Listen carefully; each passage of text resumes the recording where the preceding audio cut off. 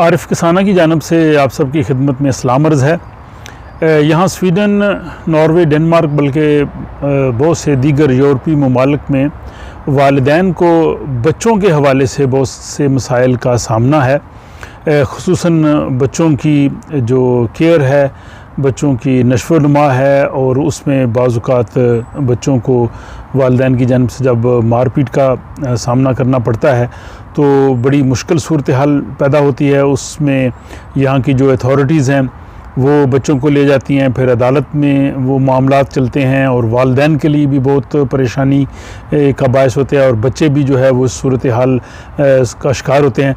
तो इस हवाले से बहुत से केसेस आजकल यहाँ स्वीडन में और स्कैंडिनेविया में और बहुत से दीगर यूरोपीय ममालिक में भी चल रहे हैं। तो इसलिए ज़रूरत महसूस की गई कि उन तमाम लोगों की इंफॉर्मेशन के लिए ये वीडियो बनाई जाए कि सबसे पहली तो ये सूरत हाल है कि ये ऐसे वाक़यात होते क्यों हैं, और दूसरा ये है कि अगर ये वाक़यात हो जाएं तो उनसे किस तरह से निपटा जाए और इन वाक़यात से कैसे बचा जा सकता है।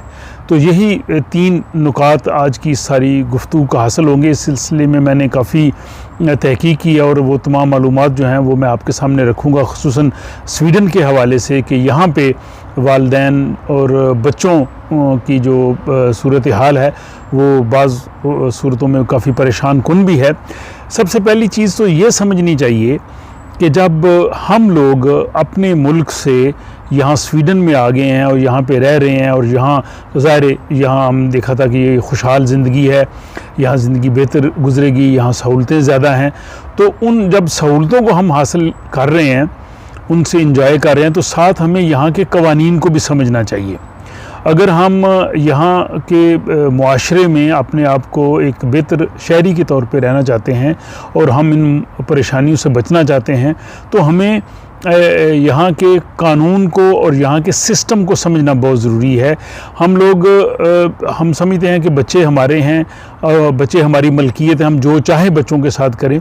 ठीक है, वालिदैन जो हैं वो बच्चों के लिए बहुत मेहनत करते हैं, हर वालिदैन अपने बच्चों को तमाम सहूलतें देने की कोशिश करता है, लेकिन इसके साथ साथ जो बच्चों के हकूक़ हैं या बाज़ ऐसी नाजुक इश्यूज़ हैं जिनको शायद हम अपने मुल्क में अगर हों तो वहाँ इसको हम उस तरह से ना देखें, लेकिन जब यहाँ आ जाते हैं तो हमें उन चीज़ों को देखना पड़ता है। यहाँ पर हर शहरी जो है वो हुकूमत की ज़िम्मेदारी है, यानी बच्चे भी हुकूमत की ज़िम्मेदारी हैं। बच्चे आपके हैं, आप बच्चों के वालिदैन हैं, लेकिन आप बच्चों के कार मुख्तार नहीं हैं। हुकूमत जो है वो बच्चों की परवरिश के लिए आपको सहूलतें देती है, हर बच्चे का चाइल्ड अलाउंस देती है, तो वो ये भी चाहती है कि बच्चे की परवरिश उन कवानीन के तहत की जाए या उन असूलों का ख्याल रखा जाए जो हुकूमत ने वज़ा किए हैं।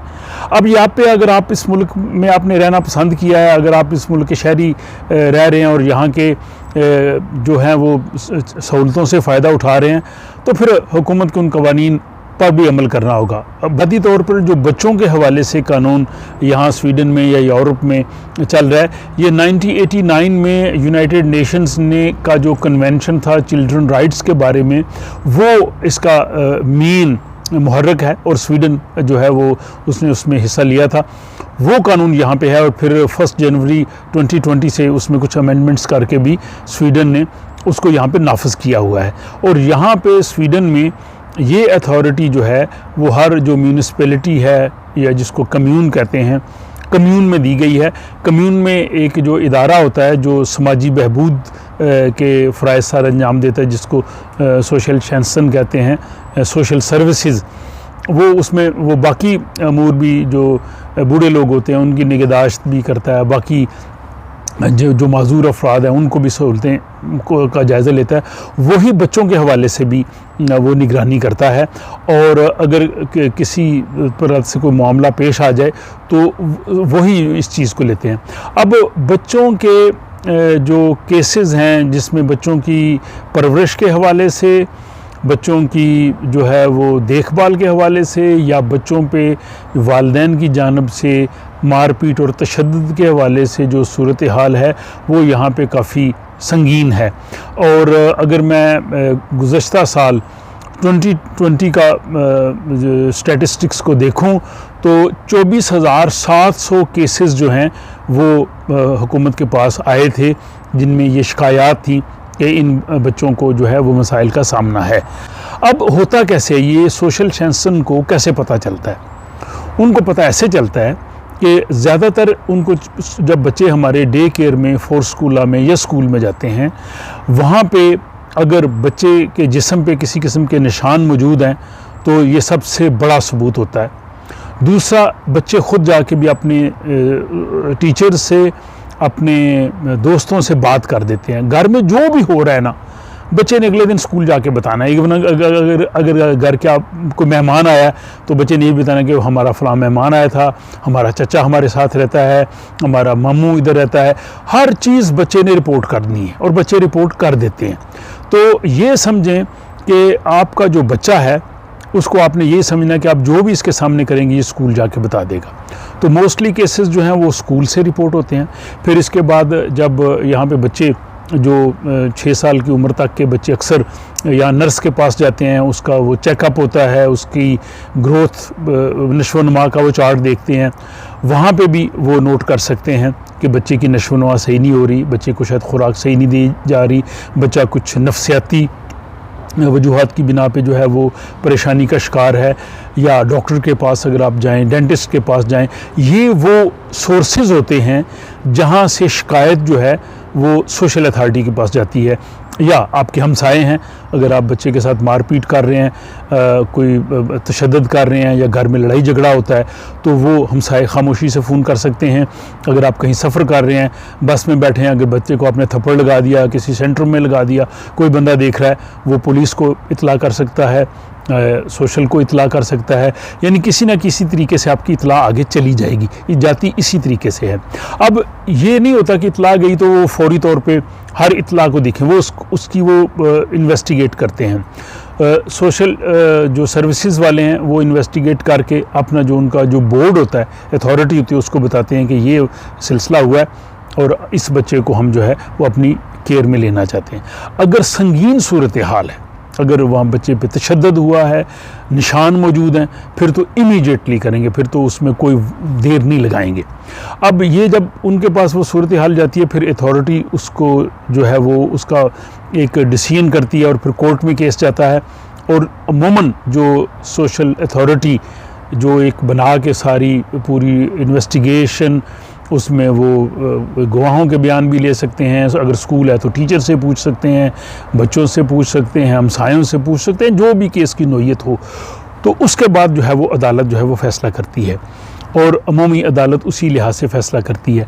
अब इसमें इस सूरत हाल से पहली तो चीज़ है कि बचने के लिए हमें क्या करना चाहिए। पहला नुक्ता तो जैसा कि मैंने कहा कि हम इस मुल्क में रह रहे हैं, हम यहाँ की वैल्यूज़, यहाँ का सिस्टम, बच्चों की निगहदाश्त के लिए जो इन्होंने पैरामीटर्स बनाए हैं, इसके बारे में किताबें भी मौजूद हैं, इनकी वेबसाइट्स पे भी इंफॉर्मेशन मौजूद हैं, उन सब को ख्याल रखा जाए। एक तो बच्चे की जो नशो नुमा है, उसका खाना पीना है वो ठीक हो। अगर उसमें आपको प्रॉब्लम पेश आ रही है या तो आप नर्स से रब्ता कर सकते हैं।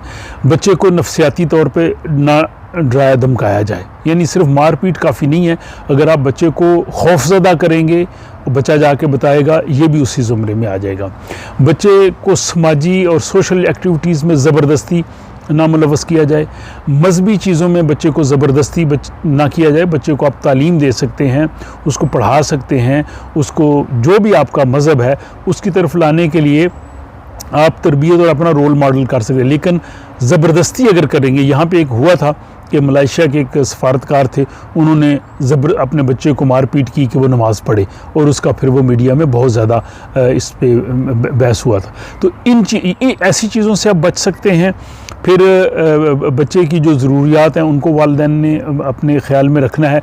तो हर वालिदैन की ख्वाहिश और कोशिश यही होती है कि वो बच्चे के साथ अच्छा सलूक करें और बच्चे उनके आगे बढ़ें। लेकिन बाज़ औक़ात लाइल्मी में या कम फहमी में या वालिदैन के अपने मसाइल होते हैं, या अगर मियाँ बीवी में कोई मसला चल रहा है, कुछ मुआशी इश्यूज़ चल रहे हैं, तो बाज़ औक़ात वो रिएक्शन बच्चों पे डाल देते हैं, वो नहीं डालना चाहिए। इससे जो है वो ज़्यादा प्रॉब्लम्स पैदा होते हैं। दूसरी चीज़ है कि अगर फॉर एग्ज़ाम्पल ऐसी सूरत हाल हो गई है, गलती हो गई है, या सोशल वालों के पास केस चला गया। अब सोशल वालों के पास ज़रूरी नहीं कि हर रिपोर्ट दुरुस्त जाए, गलत भी हो सकती है, कोई बंदा गलत तौर पे भी उनको इत्तला कर सकता है, या बच्चा भी बाज़ औक़ात गलत बता सकता है, तो वो इसको चेक करते हैं। दूसरा कि अगर वाकई ऐसा हुआ है तो इस सूरत में जब वो बच्चा उनके पास चला गया है, वो आपको बुलाते हैं, तो वहाँ पे अपना एटीट्यूड अग्रेसिव ना करें, गुस्से में ना आए, उनको अपना दुश्मन ना समझें।